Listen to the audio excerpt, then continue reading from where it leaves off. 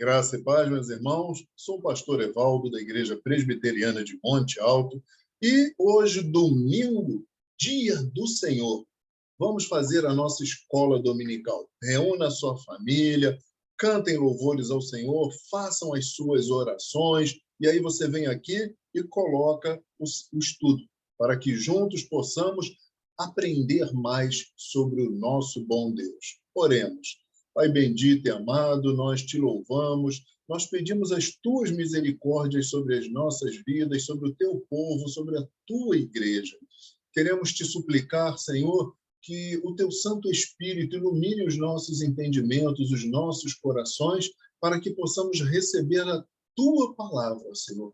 Palavra que te pedimos, frutifique em nossas vidas e nos ajudem para que sejamos servos bons, úteis e fiéis ao Senhor. Em tudo te bendizemos e agradecemos no nome santo de Jesus. Amém e amém. Queridos, vamos então passar aqui para a tela do estudo. Pronto, já estou pequenininho aqui do lado e aqui está o nosso estudo. Nós estamos acompanhando a nossa apostila de preparação para a profissão de fé e batismo, apostila de catecúmenos. Na semana passada nós estudamos sobre Santa Ceia. Hoje vamos falar sobre o batismo. São sacramentos, ordenanças de Jesus para a sua igreja. Existem somente esses dois sacramentos. O nosso texto básico em Mateus 28, de 18 a 20, logo abaixo a gente vai ter a transcrição e aí vamos fazer ali a leitura. Mas, batismo. O que é o batismo? É um sacramento do Novo Testamento, instituído por Jesus Cristo para servir-lhe de sinal e selo do pacto da graça da sua união com Cristo, da regeneração, da remissão dos pecados e também da sua consagração a Deus por Jesus Cristo, a fim de andar em novidade de vida. Ou seja, você que é crente, você que se converteu, você que abandonou o mundo, o batismo é um sinal para mostrar a todos a transformação interior que houve em você. É um selo do pacto da graça. É um selo que marca a sua união com Jesus Cristo, que mostra a regeneração. O Espírito Santo agora habita em você. O Espírito Santo está transformando a sua vida. É um sinal de que aquelas conquistas de Jesus Cristo na cruz, a sua justiça está aplicada a você, à sua vida. Os seus pecados estão perdoados. E mostra que você consagra a sua vida a Deus por Jesus Cristo. Sem isso, não pode ser batizado. Você não teria as marcas de Cristo para que possa ser batizado. É preciso andar em novidade de vida. É preciso ser uma nova criatura em Cristo Jesus. E a igreja é a organização instituída por Jesus para arrebanhar o seu povo. Se você olhar lá no que o texto bíblico diz, em Efésios 2:8, de que a fé é um dom de Deus. A fé, sendo dom de Deus, mostra que o Espírito Santo, ao chegar, ele entra na sua vida, ele te regenera, ele aplica o perdão de Cristo Jesus à sua vida, ele abre os seus olhos espirituais e ele te conduz à igreja. Quem não ama a igreja, nele não habita o Espírito Santo de Deus. Ou está extremamente enfermo pelas mentiras de Satanás. Portanto, conheça a verdade da palavra de Deus. O batismo é a porta de entrada na igreja. E o que significa o batismo? O significado do batismo está aqui descrito. O batismo foi instituído por Jesus Cristo após a sua ressurreição. Ele ordenou aos discípulos: ide, portanto, fazei discípulos de todas as nações, batizando-os em nome do Pai, do Filho e do Espírito Santo, lá em Mateus 28:19, onde também diz que quem crer e for batizado será salvo. Quem, porém, não crer será condenado. A salvação está vinculada não às nossas obras, mas a crer em Jesus Cristo. E vai mais, quem crer em mim, como diz a Escritura. Portanto, você tem que conhecer bem a Bíblia para saber a forma certa de crer em Jesus Cristo. E, portanto, ide e fazei discípulos. Não é fazer simpatizantes para a igreja, é fazer discípulos. Aqueles que estão ali para aprender de Jesus Cristo e poderem ser batizados. O texto, na verdade, vai além, ensinando-os a guardar todas as coisas que vos tenho ensinado. Ou seja, guardar, obedecer todas as coisas. Esses podem ser batizados. Esses são os salvos. Esses são os cristãos. Então, o batismo corresponde à circuncisão praticada na antiga aliança. Na antiga aliança havia aquele corte do prepúcio que simbolizava a entrada no povo de Deus. É a equivalência do batismo. O batismo marca a entrada na igreja, a entrada no povo de Deus. Se você nunca frequentou uma igreja, então você aprende o certo e caminha com o certo. Se você já caminhou em falsas igrejas que ensinam falsos evangelhos, entenda bem, sem a igreja não existe cristianismo. É preciso, ela é a noiva de Cristo. Cristo virá buscar a igreja, Cristo não virá buscar indivíduos. A pessoa que diz equivocadamente, eu sou a igreja, nunca leu a carta aos Coríntios, porque ali está dizendo que todos aqueles textos referentes à igreja de Corinto e não aos indivíduos de Corinto. A carta é dirigida à igreja. É preciso um entendimento melhor do que esse evangelho superficial que não lê os textos bíblicos. Entenda bem que é uma aliança pela qual você entra na igreja para poder participar das promessas feitas à igreja e não aos indivíduos. A circuncisão foi instituída como sinal e selo do pacto estabelecido com Abraão. Lá em Gênesis 17, 9, e em Romanos 4, você também vê a respeito do assunto. E o batismo é o sinal e selo da nova aliança, estabelecida por Jesus Cristo. Após ouvir o sermão de Pedro, lá no dia de Pentecostes, depois que Jesus tinha ressuscitado, foi embora, elevado aos céus, veio o dia de Pentecostes e Pedro fez aquele discurso e quase 3.000 pessoas se converteram. E ao se converter, o que eles perguntaram a Pedro? Que faremos? A resposta foi: arrependei-vos e cada um de vós seja batizado. Tem que ter arrependimento. Arrependa-se dos seus pecados, arrependa-se das suas falhas, arrependa-se dos seus pecados. Tudo que você fez que ofende a Deus e ofende aos irmãos, arrependa-se. O Senhor está exortando o seu povo através da história para que se arrependa e venha viver a verdade do Evangelho, para que seja discípulo. Mas o batismo, por ser um sacramento da nova aliança, é ainda mais rico de significado do que a circuncisão. Então, vamos adiante. O batismo significa e sela a nossa união com Cristo. Lá em Romanos 5, Paulo traça um paralelo entre Adão e Cristo. Ele mostra que quando nascemos, nos identificamos com Adão. E em virtude da queda dos nossos primeiros pais, nós já nascemos pecadores. Por um só homem entrou o pecado no mundo, e pelo pecado a morte. Assim também a morte passou a todos os homens, porque todos pecaram. E aí vem a questão do salário do pecado, que é a morte. Mas quando recebemos Jesus como nosso Senhor e Salvador, nós nos identificamos com Ele. Porque como pela desobediência de um só homem, muitos se tornaram pecadores, assim também, por meio da obediência de um só, muitos se tornaram justos. Romanos 5,19.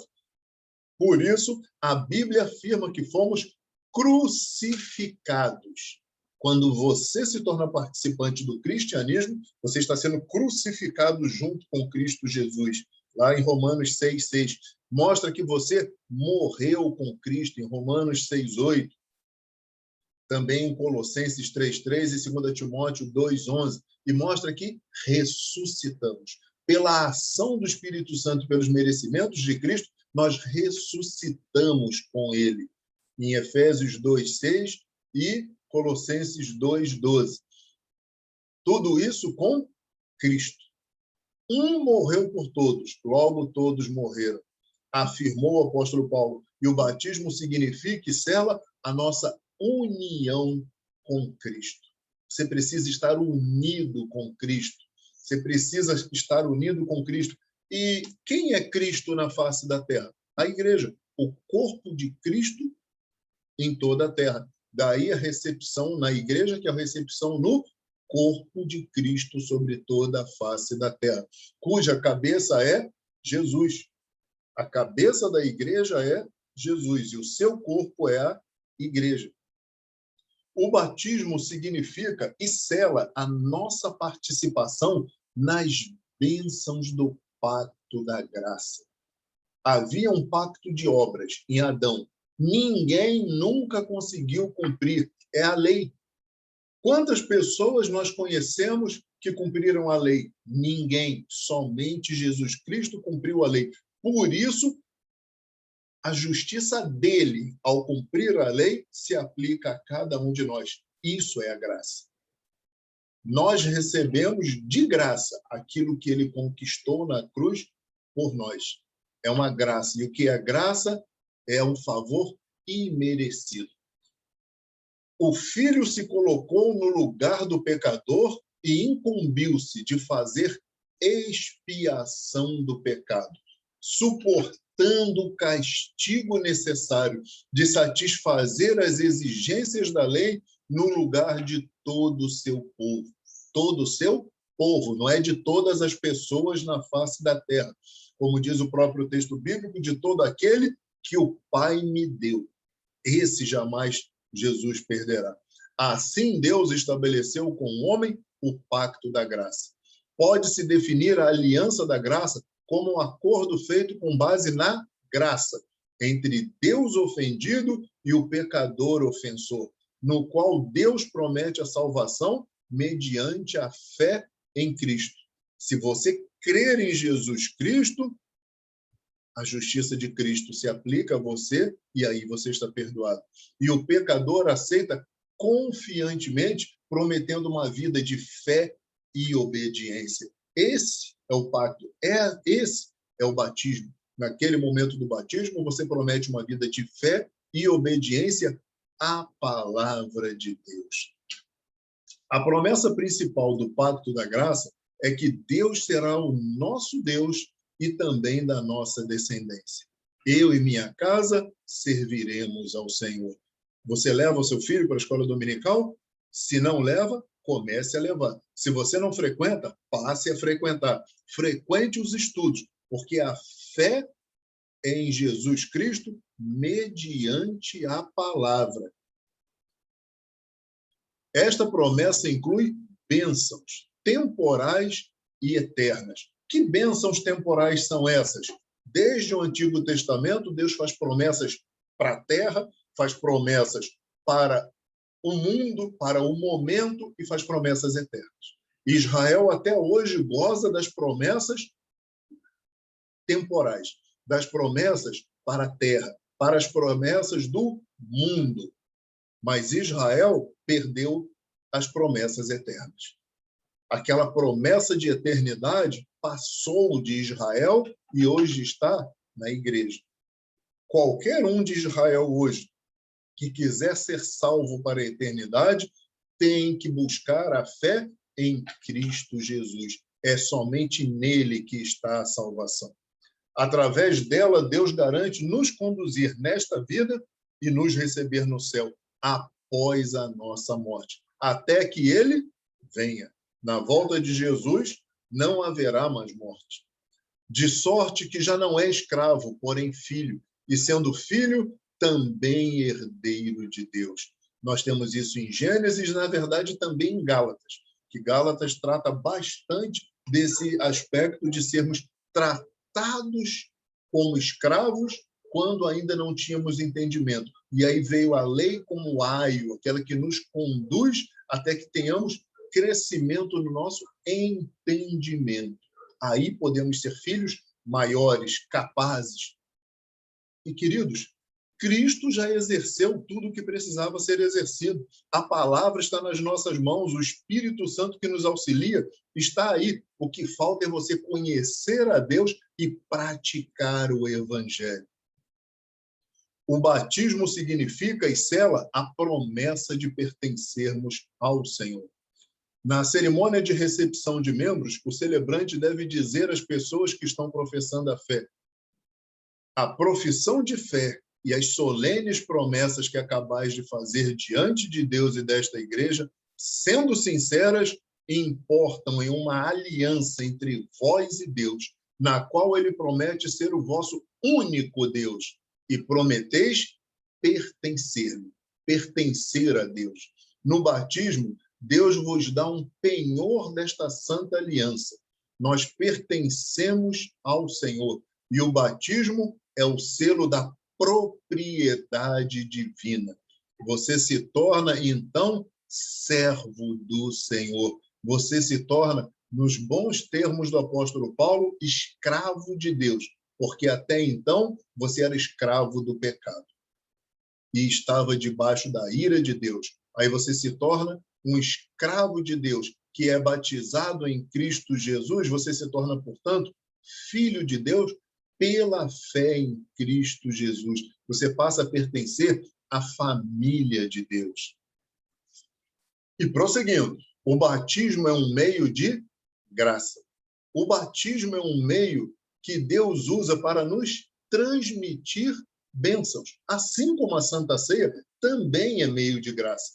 A confissão de fé nos lembra que a eficácia do batismo não se limita ao momento em que é administrado.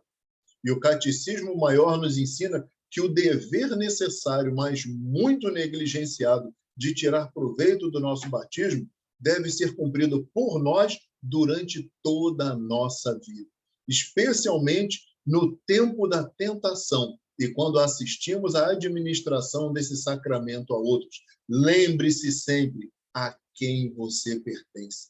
Todos os dias, quando você acordar, você se lembra que a partir do seu batismo, você pertence a Deus, você pertence a Jesus Cristo. E aí você vai e vive de maneira digna desse pertencimento a Deus. E prosseguindo, o batismo por aspersão. O que é batismo por aspersão? É aquele derramamento. Vamos seguir aqui pela apostila. Embora a forma de batismo não esteja clara na Bíblia, cremos que muitas evidências apontam para a aspersão, ou seja, o derramamento de água sobre as cabeças das pessoas que estão sendo batizadas. Então, vamos examinar algumas dessas evidências. O profeta Malaquias escreveu o seguinte: eis que eu envio o meu mensageiro que preparará o caminho diante de mim. E Jesus afirmou que esta profecia se refere a João Batista. A mesma profecia diz que o mensageiro purificará os filhos de Levi.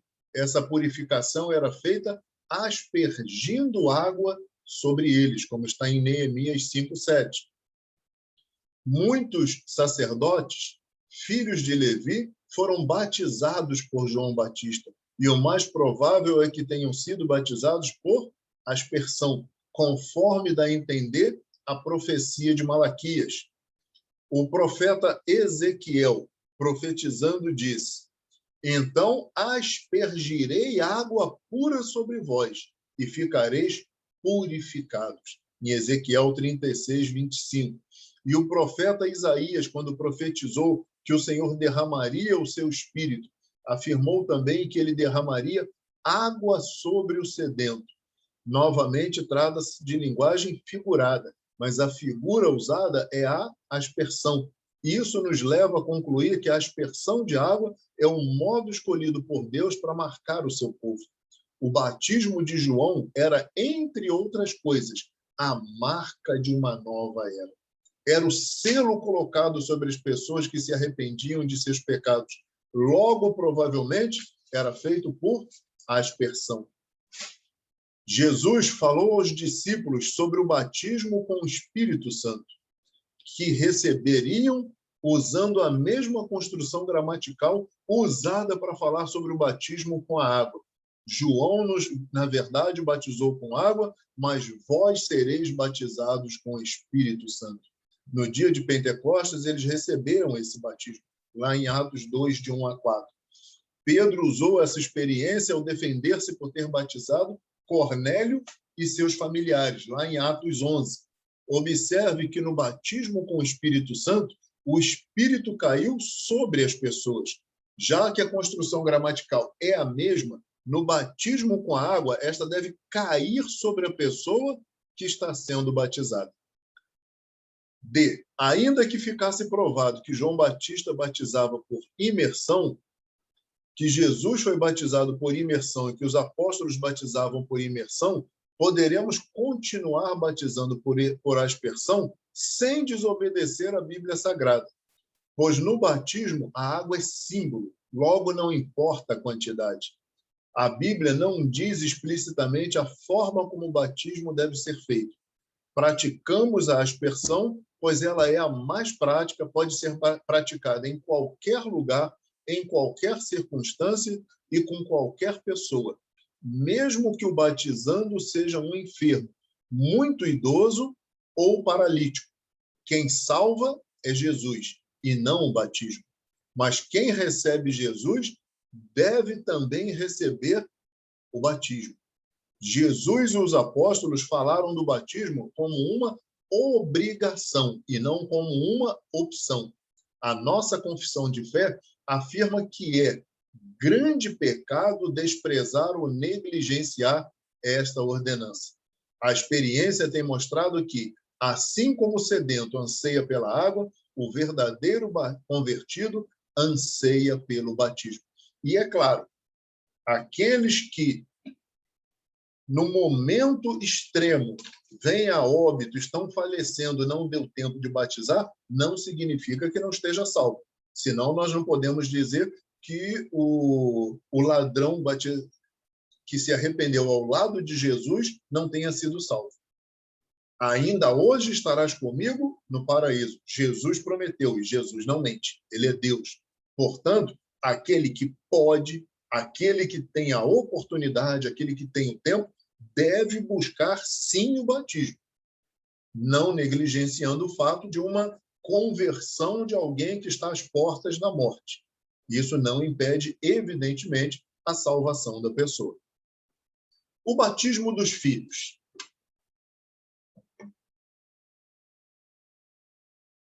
O que é consagrar? Nós temos o hábito, né, de consagrar os filhos a Deus, apresentar na igreja. Mas o que é consagrar? Consagrar é dedicar algo para o serviço de Deus ou como pertencente a Deus. E são muitos os meios pelos quais os pais podem e devem consagrar seus filhos ao Senhor, orando por eles, ensinando e vivendo a prática da palavra de Deus junto a eles, apresentando os filhos ao Senhor para que lhes sejam impostas as mãos e também batizando-os.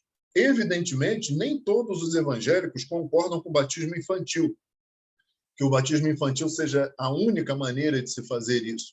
Muitos preferem apresentar seus filhos ao Senhor sem batizá-los, pois acreditam que o batismo é somente para adultos. Porém, tanto os que batizam seus filhos quanto os que os apresentam têm um desejo só, de vê-los crescer nos caminhos do Evangelho. À luz do ensino de toda a Escritura, tanto do Antigo Testamento quanto do Novo Testamento, o batismo é um ato pelo qual os pais consagram seus filhos ao Senhor, com votos solenes de educá-los nos caminhos de Deus até a idade da razão. Constantemente as pessoas perguntam por que a Igreja Presbiteriana do Brasil batiza as crianças, filhos dos seus membros, ao invés de apenas apresentá-los e orar por eles. por causa do zelo pelas Escrituras. Ou, em outras palavras, nós batizamos as crianças porque estamos seguindo uma tradição bíblica que remonta ao tempo do Antigo Testamento e que não foi abolida no Novo Testamento, de incluir os filhos dos fiéis na aliança de Deus com o seu povo e dar a essas crianças o status de membros da Igreja do Senhor. Qual o fundamento bíblico para que as várias igrejas protestantes, presbiterianas, luteranas, anglicanas, algumas metodistas e várias outras ligadas historicamente à reforma protestante, batizarem seus filhos, suas crianças? Vamos provar a inclusão de crianças na igreja visível, pois veremos que nem Jesus, nem os apóstolos, nem a história subsequente da igreja excluíram as crianças. Algumas referências bíblicas e algumas considerações. Primeiro, lá em 1 Coríntios 10, de 1 a 4, Paulo, ao refletir sobre a história de Israel e ao mencionar a passagem dos israelitas pelo Mar Vermelho, diz que todo o povo foi batizado com Moisés, na nuvem e no mar, inclusive crianças, é claro, pois havia milhares delas.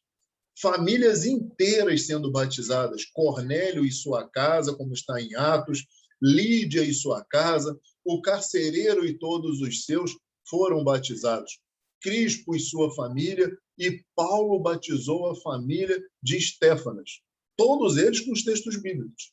Refletindo, será que todas essas famílias que foram batizadas, a casa toda, não havia nenhuma criança? As Escrituras citam pelo menos um caso, onde, sem sombra de dúvidas, haviam crianças no lar onde todos foram batizados. No caso da casa de Lídia, está claro nas Escrituras que suas crianças foram batizadas. E uma certa mulher chamada Lídia, que servia a Deus, nos ouvia e o Senhor lhe abriu o coração. E depois que foi batizada, ela e a sua casa nos rogou, lá em Atos 16. A primeira versão do Novo Testamento, denominada Peshito Siríaco, foi feita logo após os tempos apostólicos, traduz Atos 16:15 assim: depois de terem sido batizadas, ela e as suas crianças fez-nos este pedido.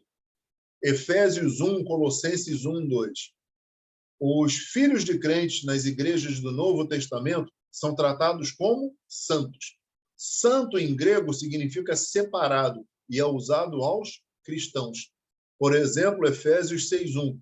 Filhos, obedeçam seus pais no Senhor, porque isso é justo. Colossenses segue o exemplo. Assim, ao falar para grupos diferentes de santos, nenhuma diferenciação se faz entre crianças e adultos em termos de sua condição na igreja. Os filhos dos santos são incluídos na comunidade de aliança, da mesma maneira que esposas e maridos. 1 Coríntios 7:14. Paulo ensina que a criança, ainda que sendo crente, apenas um dos seus pais, não obstante, é separada, isso é distinta dos filhos de uma família descrente. 1 aos Coríntios 7:14 se lê: porque o marido descrente é santificado pela mulher, e a mulher descrente é santificada pelo marido, de outra sorte que os vossos filhos seriam imundos, mas agora são santos. Devemos notar que os filhos de pais crentes, as duas partes, pais e filhos, são consideradas santificadas e limpas em contraste com os filhos dos incrédulos, que não são santificados e impuros. A palavra santo, para Paulo, significa membro de igreja, pois dirige as suas cartas aos santos membros de várias igrejas. Em Atos 2, 38 e 39, expressamente, Pedro elabora o primeiro sermão após o Pentecostes em termos de aliança e de inclusão das crianças nos benefícios da nova aliança. Na sequência, o milagre de Pentecostes, Pedro conclui seu sermão advertindo: arrependei-vos e todos sejais batizados em nome de Jesus Cristo, pois a promessa é para vós e para vossos filhos. Em Atos 2, 38 e 39. Lembre-se, Pedro pregou para judeus que estavam acostumados a ter o sinal externo de uma aliança com Deus aplicada aos filhos dos crentes. Pare e pensa mais um pouco. No Antigo Testamento, circuncidavam-se as crianças ao 8º dia de nascimento.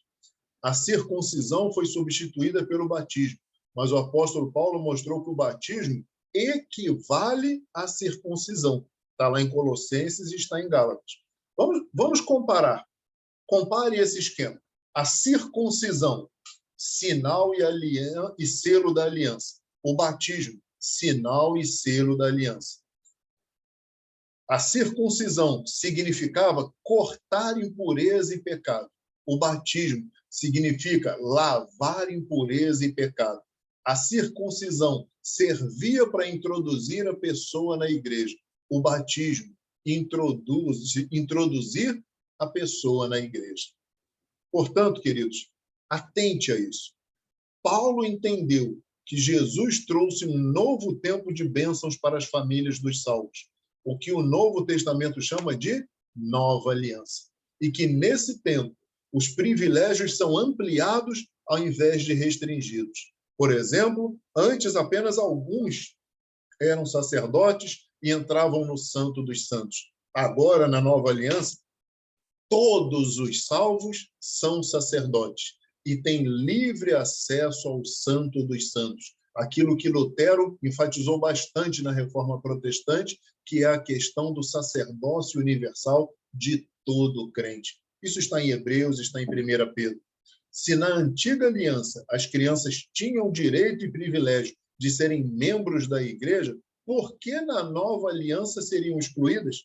Se antes recebiam o sinal externo de que estavam numa aliança com Deus, por que agora, quando as bênçãos são multiplicadas e dilatadas, não receberiam o sinal de que pertencem ao Senhor? Nem Paulo, nem Pedro, nem qualquer outro apóstolo excluíram as crianças por causa das palavras de Jesus. E o que Jesus disse sobre as crianças? Jesus não diminuiu a posição espiritual das crianças na nova aliança. O Novo Testamento claramente dá continuidade ao princípio da solidariedade familiar e inclusão infantil na comunidade da aliança. Considere as seguintes evidências. Cristo mesmo trata as crianças de tal forma que demonstra preocupação pactual de Deus por eles. Deus querendo incluir as crianças no pacto. Está em Mateus 18, 19, Marcos 9, Lucas 18. Primeiro, pequeninos eram trazidos a ele por outras pessoas. Trouxeram-lhe, então, alguns pequeninos. Lá em Mateus 19 e Marcos 10. Eles não vieram por suas próprias iniciativas espirituais. De fato, alguns desses eram tão pequeninos que não podiam andar. E traziam-lhe também os pequeninos, como está em Lucas 18. Segundo, quando Cristo disse, dos tais é o reino de Deus, lá em Mateus 19, está falando que o domínio das bênçãos se estendem às crianças. O relato de Mateus sequer faz menção à fé infantil propriamente. Podemos dizer isso com base nessas seguintes evidências. Algumas dessas crianças são incapazes de demonstrar fé autoconsciente. Jesus se aborrece quando seus discípulos tentam manter essas crianças e pequeninos longe dele. Deseja que estes sejam diretamente apresentados a ele. Terceiro, Jesus de fato pratica um significativo ato espiritual com essas crianças e ministra sobre elas as bênçãos divinas, espirituais. Trouxeram-lhe então alguns pequeninos para que sobre eles pusesse as mãos e orasse. Tendo-lhes imposto as mãos, partiu dali. Em Mateus 19. A imposição de mãos é um ato de profundo significado religioso que aparece em várias passagens do Novo Testamento. A ordenação de diáconos para o oficialato, a outorga do Espírito Santo, a separação de homens para a atividade missionária e a dotação de dons espirituais. Não somente era uma mera formalidade, era um ato espiritual. a continuidade da inclusão de crianças na igreja. O Novo Testamento é a continuação e a expansão do Antigo Testamento. A igreja cristã é a continuação da igreja do Antigo Testamento. Símbolos e rituais mudaram, mas é a mesma igreja e o mesmo povo. A Páscoa tornou-se em ceia e a circuncisão em batismo. Os crentes são chamados de filhos de Abraão. Não é de admirar que Paulo chame o batismo de a circuncisão de Cristo. Deus estabeleceu a família como palco para a demonstração de sua graça e misericórdia e para revelar o princípio da solidariedade familiar. Pelos séculos de história da aliança, a descendência dos crentes esteve incluída na aliança da graça de Deus e na sua comunidade da aliança. Ela sempre recebeu o sinal externo da aliança, tanto enquanto infantes quanto adultos. O Novo Testamento não abrogou, ele não fez deixar de existir o princípio divinamente instituído da inclusão dos filhos dos crentes na igreja. Isso pode ser confirmado também pelo registro da história que vem logo depois da era apostólica. O testemunho da história, queridos. Os pais da igreja seguiram o costume dos apóstolos. Existem registros históricos da maior confiabilidade mostrando a prática do batismo infantil na igreja, desde o seu princípio. Em Orígenes, que nasceu em 185, as suas homilias em Lucas afirma, portanto, as crianças são também batizadas. Em seus sermões sobre Levítico, ensina que as crianças também, segundo os costumes da igreja, eram batizadas. Em seu comentário de Romanos, registra que a igreja recebeu dos apóstolos a tradição de batizar também as crianças. Hipólito, outro teólogo e escritor cristão do século II, em sua obra Tradição Apostólica, ele testemunha que a igreja cristã daquela época batizava cristãs. Tertuliano também testemunhou que a igreja cristã batizava crianças. Além desses, podemos citar Irineu, Justino Mártir, Irineu de Leão, Hermas, Cipriano e vários outros. Até o século XVI, o batismo nunca foi contestado. Só depois do surgimento dos anabatistas que ele passou a ser contestado. Concluindo, por que não batizar nossos filhos por que não consagrar nossos filhos ao batismo? Por que não, se é um mandamento bíblico para abençoar seus filhos? Por que não, se deles é o reino dos céus? Por que não, já que é um privilégio meu como pai ou mãe e do meu filho por eu ser membro da igreja? Por que não, já que era um erro não apresentar o filho para ser circuncidado? Por que não, se eles são santos e o apóstolo Paulo os considerou como parte da igreja? Por que não, já que por este meio eu me comprometo solenemente diante da igreja a educá-lo no caminho do Senhor? Terminando aqui, meus irmãos, volte, releia, ouça de novo, pegue a sua apostila e aprofunde-se. O valor do batismo para você, para a sua família, para os seus filhos. Deus abençoe a sua casa, a sua família. Pai bendito, derrama a tua graça, derrama a tua luz sobre o teu povo, edifica a tua igreja, Senhor, e restaura-nos, Pai. É o que te pedimos e te agradecemos, em nome de Jesus.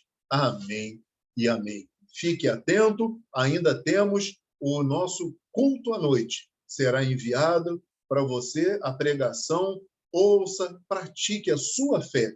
E, na próxima semana, com a graça do bom Deus, voltamos às nossas atividades normais da igreja.